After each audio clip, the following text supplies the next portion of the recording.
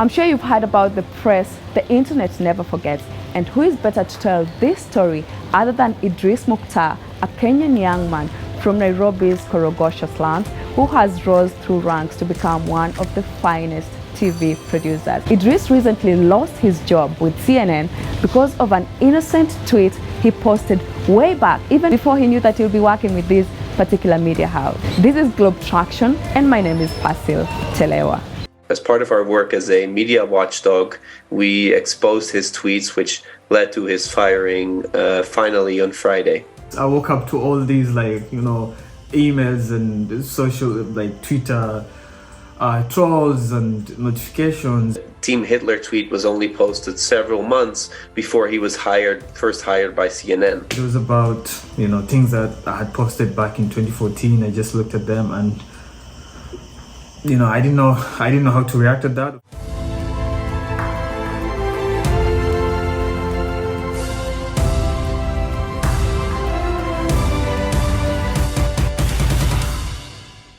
Idris was shocked to be sacked due to an old tweet he made way back. He opens up about the biggest lessons everyone on social media should never ever forget.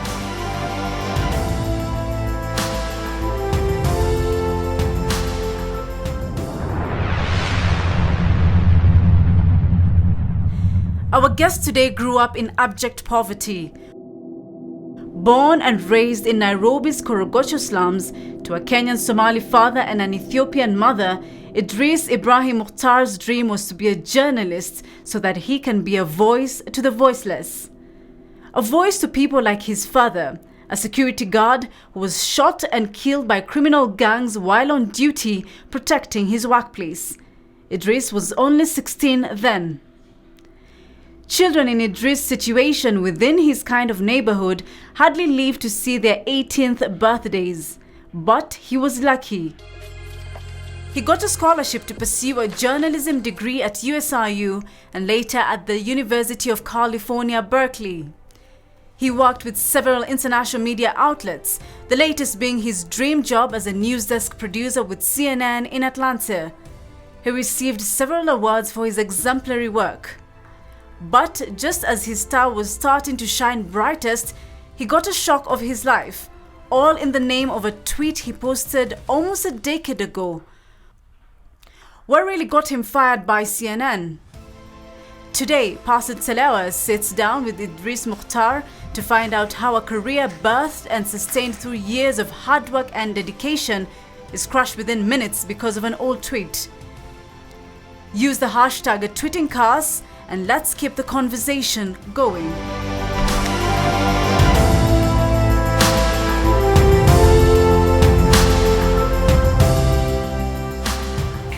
Hey, how are you, Idris? How are you doing? It's been a month after whatever happened. How are you feeling today? To be honest with you, I feel great. Immediately after, especially after the article that came out, it's been a lot of positive feedback and people reaching out. And on my end, I'd already accepted what happened, moved on, and sort of strategized. So, but I'm feeling really great. Perhaps before we talk about you moving on, I'd like to know what really happened for somebody who doesn't know what really happened. Yeah. So, I mean, probably at this point, as you might all know, is that by May, immediately after graduating from UC Berkeley, I was hired first as a contractor for the international desk, and later on as a news desk producer for the same international desk. And my main work usually would be as an overnight desk producer with different regions, basically, most of my role was with global as a global producer, which means I'm produce the world news when the US is asleep. I and other teams from Hong Kong and Australia would be the ones manning news from all these regions. So on 13th of November, it was just like any day, of my shifts, and I had just been assigned again to be a global producer for the night. and I was working on a lot of like Middle East stories, and at the time the Israeli elections had just happened, and Netanyahu was to be he had been asked to form the government. So usually I would manage correspondence like in the field and produce for them from the desk. So I contributed to a piece of a story that was already ongoing, and it was sent out, it was published. And the next day, which was on Sunday 13th actually now, I woke up to, you know, like all these trolling on social media about these tweets. To be honest with you, first of all, I was shocked because like that was crazy. I first of all, I thought it was just about the article and people reacting to it, but it was more than So hold up a little bit. You did your job on the 12th of November, but you tell me you report in the night shift. Yes. So does that mean you went back to the house, you know, that morning, and then everything was blowing up? So no, on 13th, because I was working overnight, right? So the night of 12th up to the morning of 13th, right? So that's the overnight shift. So I finished my shift on morning of 13th, of course, went to bed, and then I woke up. I woke up to all these, like, you know, emails and social, like Twitter trolls and notifications, but most of them were just, you know, trolls and insults. And then there was an article apparently which was done about me, and everyone asking me like, is this what you represent at CNN and stuff? So I was shocked to see that. So I went immediately, like, read the article, and I saw these tweets. And yeah, it was about, you know, things that I had posted back in 2014. I just looked at them, and, you know, I didn't know how to react to that. Of course, there's always a company policy. You shouldn't post, you shouldn't reply if you're being trolled and such. So I waited until the next day to, of course, report it to my immediate supervisor, whom I had worked with on the previous shift. And it was just like, you know, that's normal, just forget about it.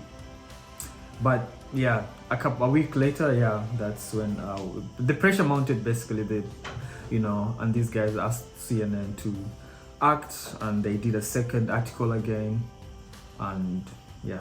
What exactly did you post, you know, a decade ago? Could you give me the contents of your tweets? You talk of these two specific tweets that, you know, totally ruined everything. Yeah. So, you know, back in 2014, it was at the height of the World Cup final match between Argentina and Germany, and I was supporting Germany, you know. And so I tweeted something along, I don't know the exact, I have to check the exact tweet, but then I put something along that I support Team Germany because Messi supports Israel, something like that. So hashtag Team Germany, hashtag Team Hitler. So that was the problem, the Team Hitler reference, you know. To a lot of like Jews, you know, the reference of Hitler is, we all know, you know, with the Holocaust and all that stuff. But then at the time, you know, it was the hashtag Team Hitler, Team Germany was a trendy hashtag in the country. So I was just a young guy, you know, back at home, and in one of those DSTV places, and you know, just tweeting and following a trendy topic, not knowing that these might, you know, have some consequences. But then these guys, whoever did the if I can say, maybe smear campaign on me, or Doug did the whole investigation on me, honest reporting. They also found another tweet, which was an opinion piece from Al Jazeera, and I just replied. It was about the Palestine, you know, the conflict in Palestine and how Israel was bombing the country. And I just said Hamas, which the US and all these other groups term it as a terrorist organization. I said they have a right to defend themselves. They are modern day freedom fighters. That's the second tweet that I did.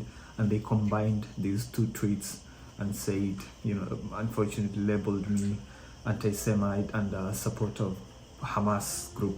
Mr. Ibrahim has worked for CNN since 2015, where he reported from Africa, for example, on President Obama's visit to Africa. And since then, he has worked for CNN up until last Friday. And as part of our investigative work as a media watchdog, we discovered several very troubling tweets, including one where he declared himself part of hashtag Team Hitler.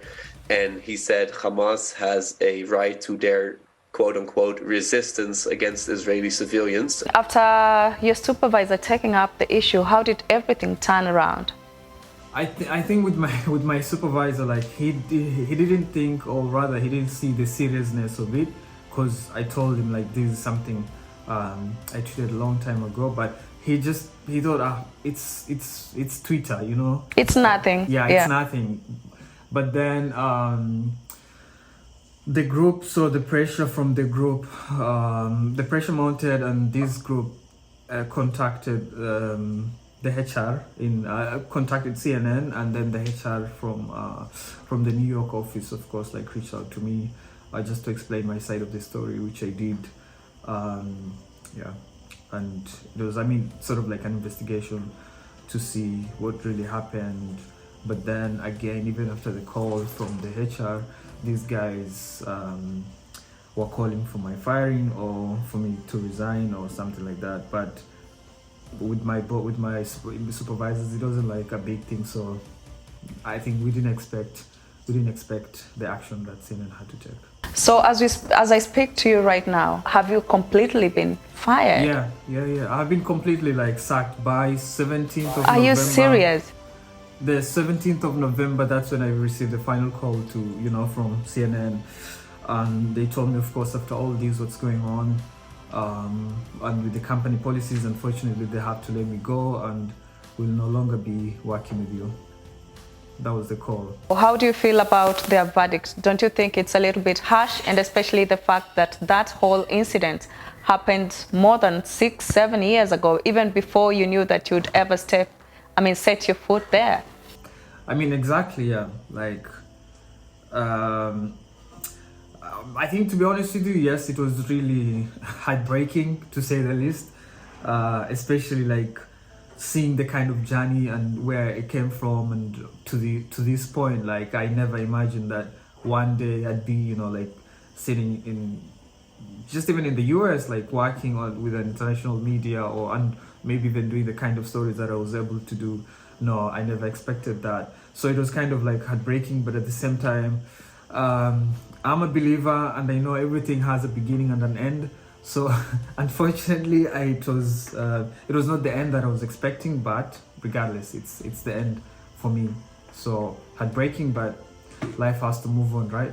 Legally, from the advice you've received, do you think that is the best way to handle the issue?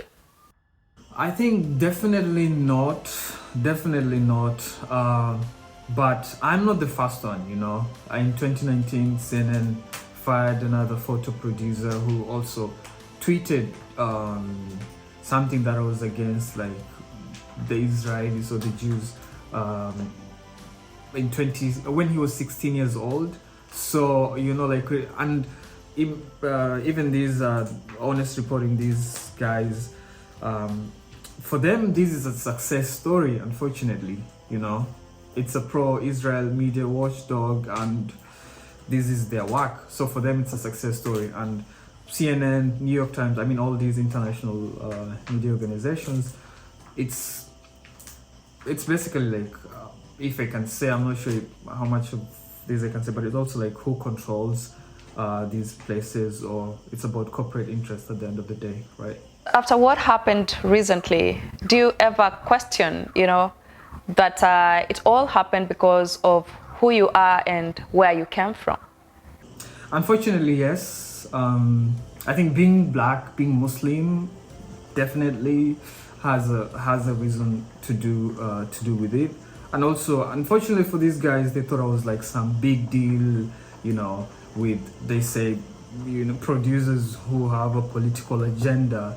But I mean, over the years, even before this role as a freelance producer for CNN, as a field freelance producer for CNN, and they sent me out to all these different places. You know, in 2019 they sent me to cover the crash, Ethiopian Airlines crash, and mainly also because of my connection with Ethiopia, and you know, and all of these at that time didn't matter. Like whatever I did previously didn't matter. And so again, like Honest Reporting saw me as a producer who can influence what goes out. I don't think like I can do that on my own. Definitely there's always these steps to be followed. I have to check in with my SNE, like the senior news editor. I have to check with all these people. So I have seen other, if I can say like there's been a lot of like other white reporters who've done things, tweeted things in the past, or even said you know, worse things than what I did, but And they got away with it. they got away with it, and just an apology was enough, you know. There are plenty of great things that you've done, from you covering the Ethiopian crash and so many other stories, you know, on the news desk and out in the field. Do you think sometimes as reporters, as journalists, people don't take their time to, you know, conduct a detailed assessment of who you are as an individual, what you've been able to accomplish, as opposed to just looking at that specific mistake or, you know, mishap that happened? I think so, definitely. And I think the world that we live in right now, and especially here in the US, the term anti-Semite is often being weaponized by certain people.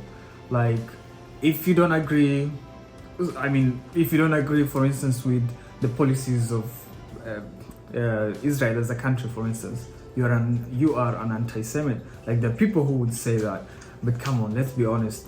If I don't agree with you as an individual, does it mean I don't agree with you? Like, there shouldn't be a blanket condemnation, basically, of accusation of just because I don't agree with you as person, like that means I don't agree with you and your entire family. No, it doesn't mean that. We're just football fans tweeting these, and you know, there's a lot of like young people even today who tweet things just out of, if I can say, ignorance. Or like, for instance, in Kenya as a country and as a society, we do things that if you did it here in the US, maybe perhaps a huge chunk of the country would be cancelled today, you know, because we do things out of like just for fun.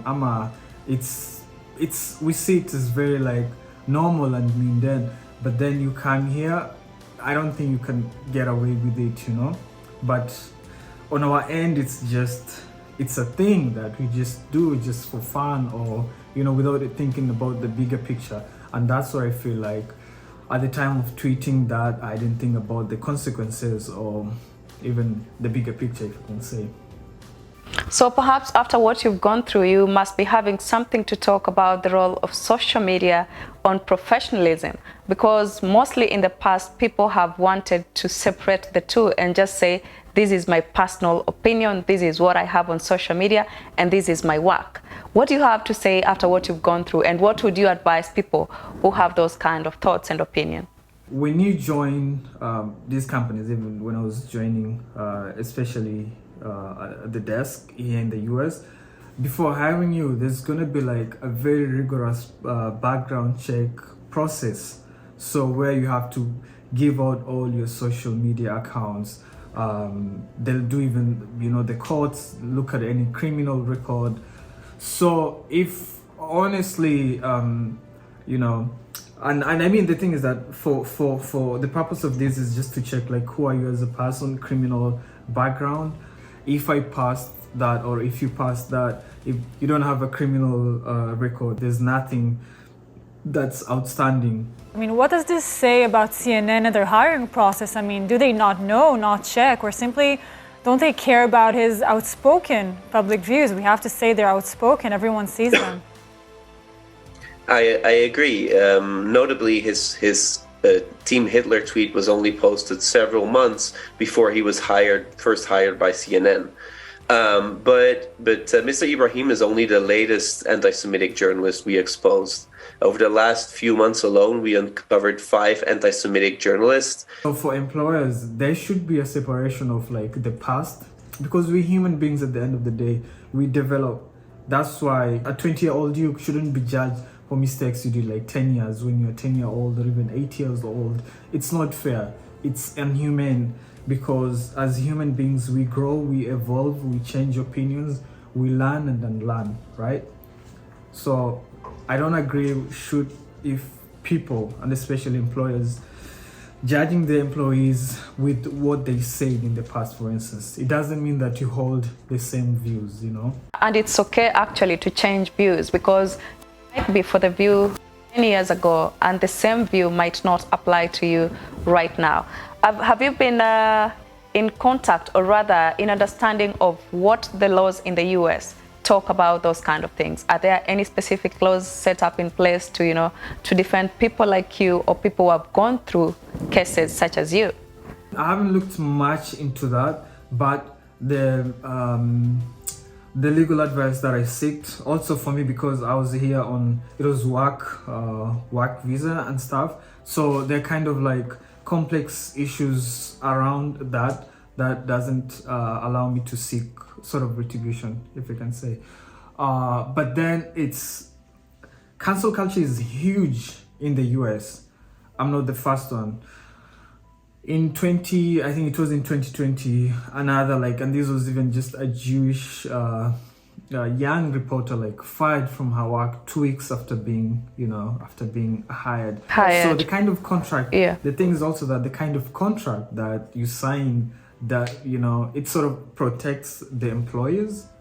And because the thing is that even there's certain things about policies and even social medias that you have to sign that protects the company on itself. I'm aware that you've gone out there to publicly, give your apology to the Jewish community, the Israeli or whoever you felt you had wronged. And perhaps you would fill me in what's really, compounded of your apology. It took a lot of time to reflect and time to reach out to people, and also seeking not just forgiveness but also seeking education, because like I said, we learn and unlearn and relearn, right?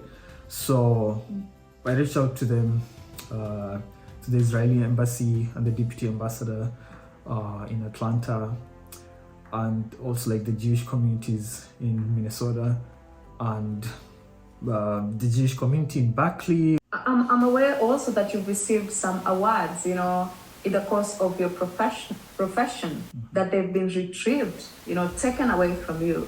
Is that true? No. This Israeli organization tried to retract those awards. Tried to reach out to the organizations to try and retract the awards and stuff, but unfortunately, most of the organization were not in support of that. From what you've gone through, what would be your advice to, people ignoring, or rather being arrogant, to not know what is happening within their surrounding, and then finally letting themselves fall into traps, unwillingly, unknowingly? What would be advice to those kind of people?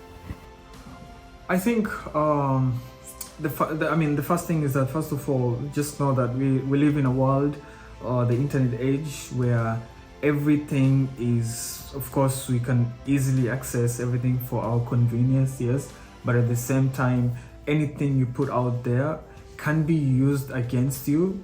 It can either be used against you or for you in support of your work and all these.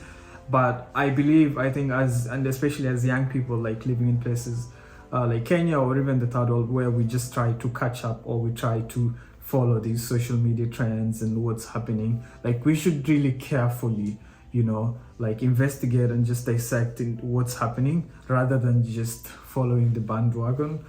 And because you never know, today you're here, you never know where you're gonna be tomorrow. Sometimes, because especially with success, I think, yes, you have a successful stories today. People, if they don't agree with you, they'll do everything they can to go back into your past, dig into your past and see where can we get you. unfortunately for journalists, we also live in an era of a got you, you know, like there's something that you might have done and then that's it. We go, you know, it's just gonna be like, oh, we got you, you know, with something that you did hundreds of, you know, like 5 years ago, 10 years ago, 8 years ago.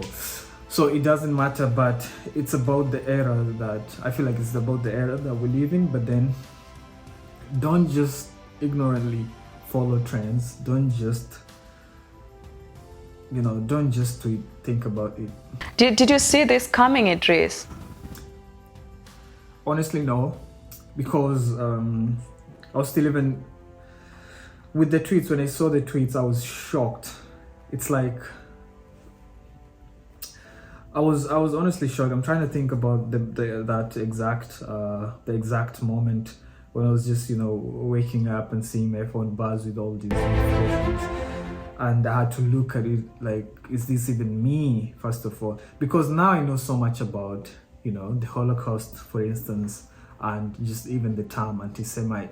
I know so much about that. So looking at the tweets, I was like, was this really me? I had to look back into my tweets, you know, like from that period, like go back all day to 2014. The kind of tweets that I was even making with even my friends, of which most of them now are, some of them are in very like high places and stuff. Like they were stupid things. And after reaching out to even my friends to come and talk about it, most of them had to go back and delete. I had a couple of friends now who told me like they had to go back and just delete whatever, like, you know, the kind of jokes or stuff that, you know, we said back then. So I wasn't really, I didn't see this coming because I didn't even know that it existed. And it was, you know, it was just things that you do in the moment. It was like World Cup, you know, young people and, you know, football and the craziness that surrounds it. So no, I didn't see it coming. After you not seeing that's coming, what do you have to say about this alleged freedom of speech that we have?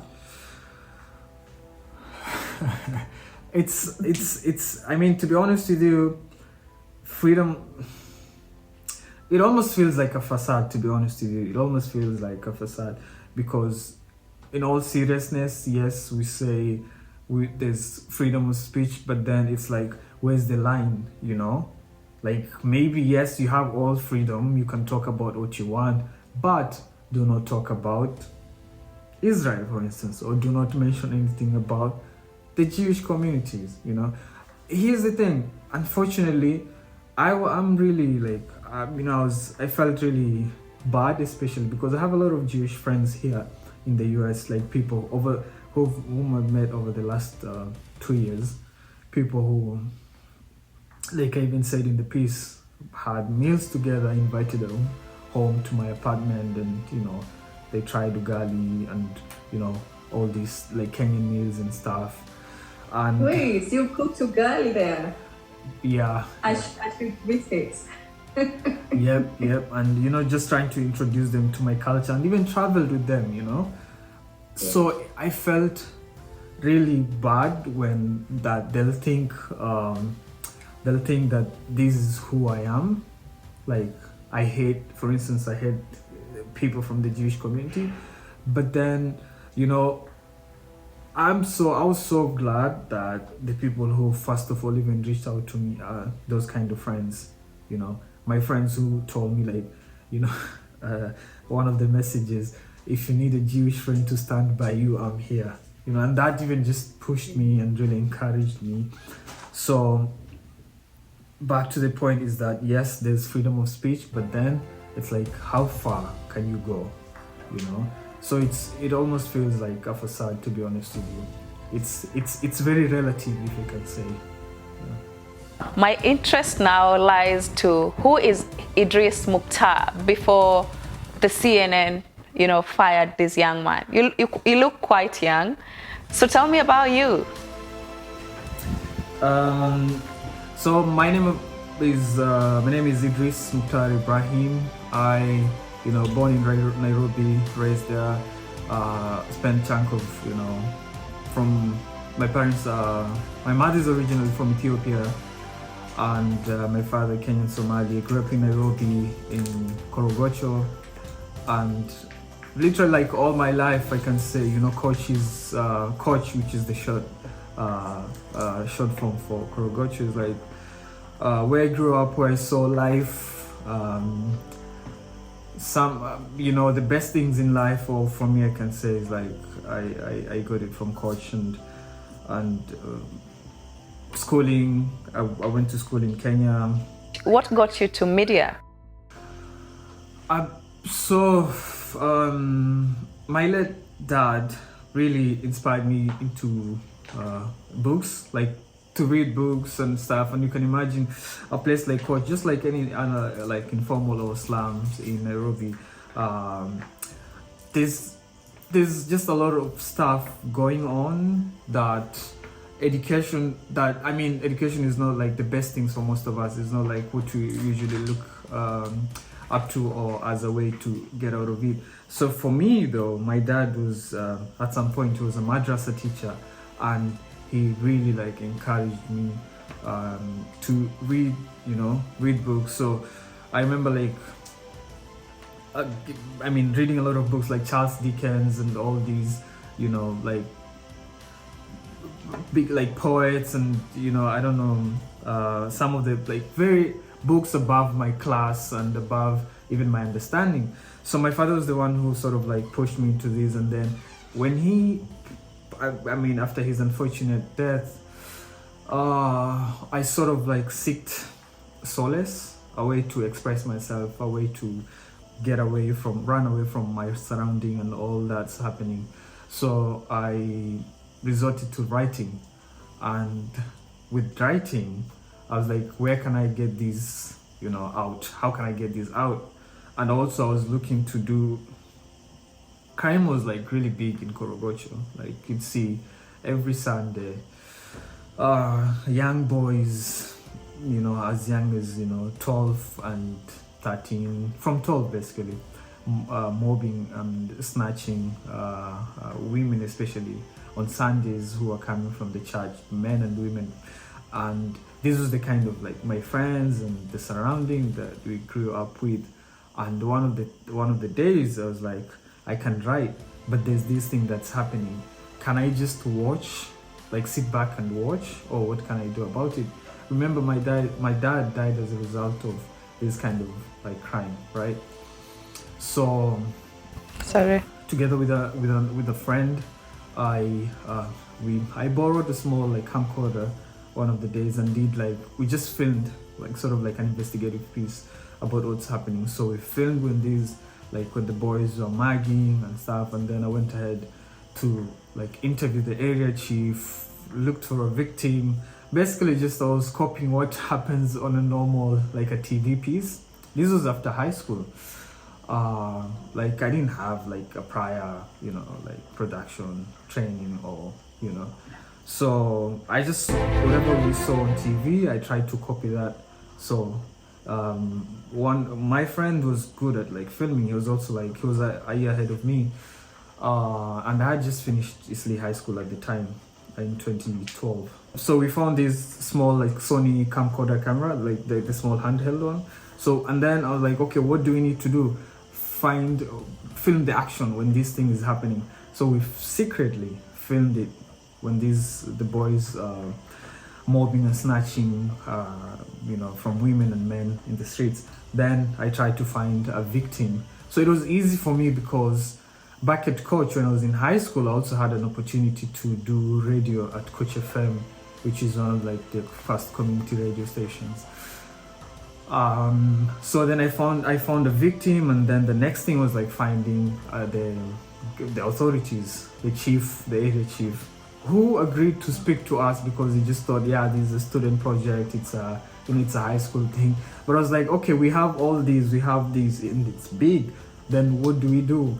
So I ran to like NTV. We're trying to do like either NTV or one of these places, KTN, Citizens, like where can we take these? So the only place that was closer to us was get onto Matatu number 14, and it's just one way. It was NTV, which is in the middle of town. So we went there and it was like, okay, we have this thing, who can we who can we see? Can we meet anyone?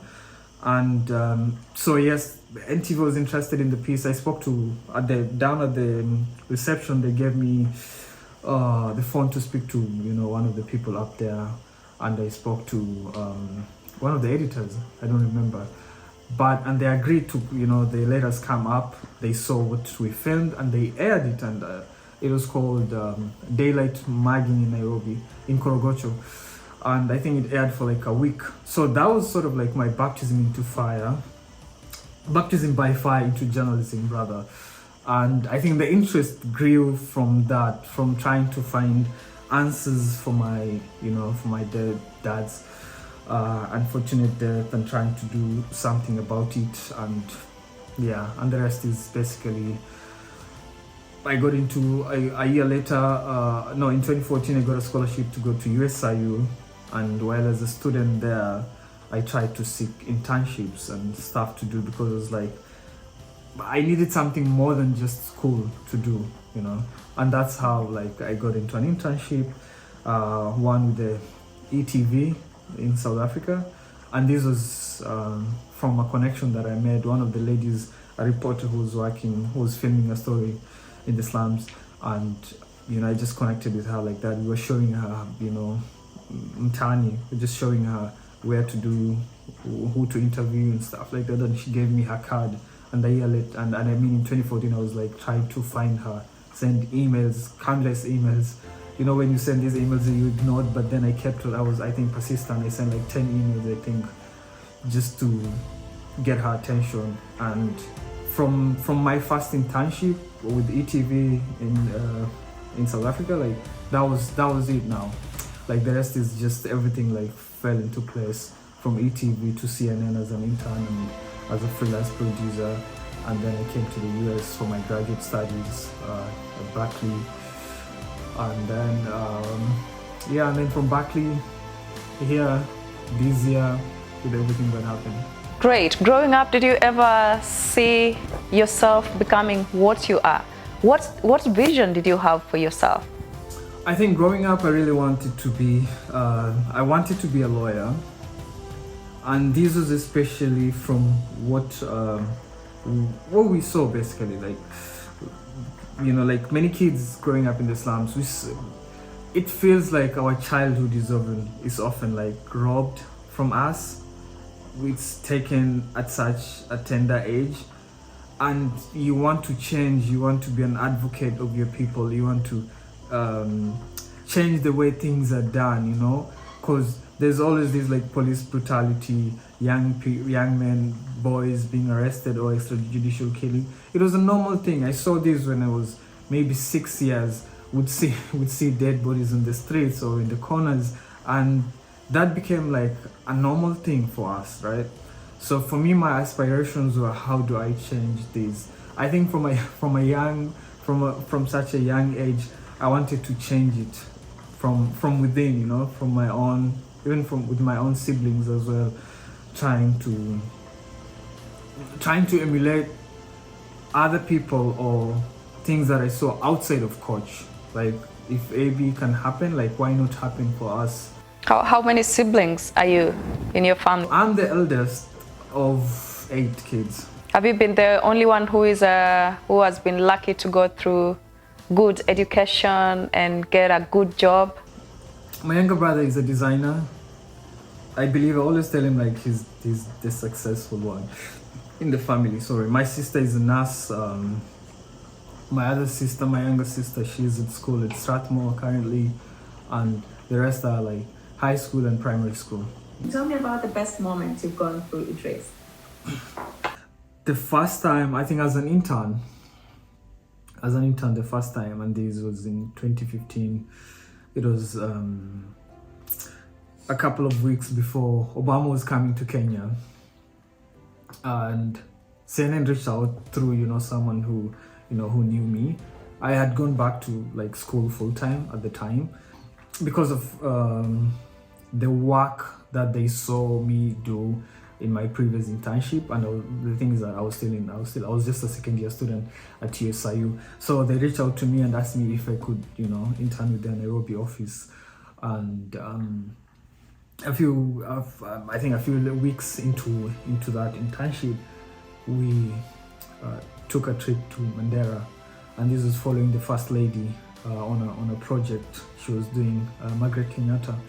So, and that was my first time, for instance, like being on an airplane, you know, and flying with all these VIPs and stuff, and I was just like this skinny dude, you know, they are like these very young, and but that moment, I think it's one of those that I really cherish, because of the opportunity, and it came from like, you know, that the people saw that, you know, what I'm able to do and stuff, because it's not just about, it wasn't about where I come from. It was just about like my skills and just, I guess, being lucky. So that was one of the best moments, I think. And one of the best stories I can say is also filming with a guy called Kennedy Odede. The one who runs this NGO, right? Yes, Shofco in Kenya. Yeah. Yes. I did a story about him, and you know, we shared a lot of like similarities, you know. But this guy, and the reason why I'm saying like, you know, Kennedy Odede was also because this was a very successful guy, but also like very still true to his, you know, like where he comes from, very humble guy. So I spent a couple of days filming with him and seeing him, you know, in Kibera, still very true to his nature, true to the people that he grew up with and stuff, and you know, taking me to this house the first house that he rented over, I don't know, 20 years ago or so. But then definitely there's been, you know, moments where, for me, it wasn't about the high moments where you spending moments with the big people, the who's and who. No, I think for me it was just moments where I could also spend time with people that I can relate to, like stories that I can relate to, stories of people or human beings overcoming adversity. I felt like I was strongly drawn to such stories. Of course, over the, you know, all these years, definitely, like, I had a lot of traveling. I had a lot of, you know, like I said, meeting celebrities, flying with some like CEOs, you know. I met like former President Olusegun Obasanjo, and it was just like moments, you know. And at that point, I think it took time to, you know, going back to just reflect, like this was just a kid from Koch, and even telling people that, you know, I used to tell people that I am from Koch when they asked me, like, me natoka Koch, I spent time here, I did A, B, C, D, but no one would believe that, like, I came from like such a humble background. But of course there's been a lot of like, you know, high moments, but also like I said, when I went in 2019, when I was doing that story in Ethiopia, I've been like in and out of Ethiopia a couple of times, but that for CNN, when I was the lead film producer on the airline crash. I think that was really sad. Yeah, like one of the big moments for me, like just being given that opportunity, but then at the same time, like a very sad thing as well, especially after, you know, the loss of so many lives and seeing so many, you know, like especially with the families. And again, I think Garissa University as well, because I was able to like do stuff, and I think seeing you know, these are very, you see families or, you know, parents, and they imagine like this would have been me because I was still in university as well. And yeah, so very great moments and long moments as well. So what next for you, Idris? So at the moment, I'm still, I'm working as a consultant for some organization, but I'm not like giving up with my journalism dream, my career, because I feel like I'm still young and I feel I have a lot to share with the world and stories to tell. So I'll continue doing this. Of course, I received some recommendations, and also people are reaching out. But I'm also taking this time sort of to just reflect and, on my journey. Like I said, I'm a strong believer, so there's a purpose in all of these. So just taking a back step as well to just reflect and think about all these and where I come from, or rather my journey as well. And with time, we'll just figure out what I want to do. Are you in a relationship, seeing somebody, married, single, whatever? I'm married. You're married? Yes. Are you staying with your spouse there? Yes, I'm staying Or with are they this other part of the world? No. I'm staying. I got married this year in June, and Congratulations! Thank you so much. So I'm married and with a very beautiful young doctor, and we both live here in the US. Yeah. But how has your family taken this whole, setback? Yeah, I think for my partner, I'm super grateful for her and being here for me through this, because I can't imagine like how it would have been, without her, especially by my side. And to the rest of my family, and my mother was super heartbroken with this information, but she's also learning to accept it as well. And the good thing is that my mother, again, she's also very strong believer, and one of those people who contributed to who I am today. She's and she always says, never worry, it shall pass. Like direct translation from mother tongue is that it shall pass. So I'm super glad for my family and friends who have been really super supportive, for me along this process, and just to check on me as well. Yeah, because I think the thing is that with cancel culture, because it attempts to not just discredit your work, but also for a lot of people, I've seen people who just go down completely, and it pushes people into depression and stuff.